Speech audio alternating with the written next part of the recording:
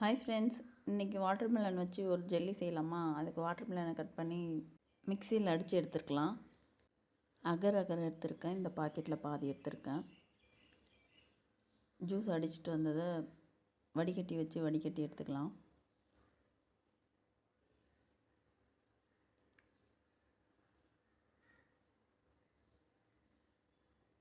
அடுப்பில் ஒரு பாத்திரம் வச்சுக்கலாம். அதில் ஒரு டம்ளர் தண்ணி ஊற்றி அந்த அகர் அகரை சேர்த்து கரையிற வரைக்கும் மிக்ஸ் பண்ணிக்கலாம்.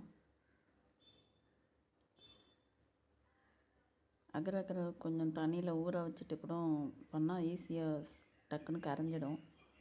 கரைஞ்சிடுச்சு. இப்போ தர்பூசணி ஜூஸை சேர்த்துக்கலாம்.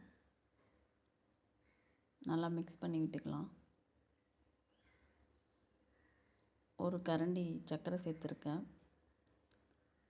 நல்லா கொஞ்சம் சர்க்கரை கரையிற வரைக்கும் கிண்டி விட்டுக்கலாம். இப்போ ஒரு தட்டு இல்லைன்னா ஒரு கிண்ணத்தில் ஊற்றி ஆற விட்டுடலாம்.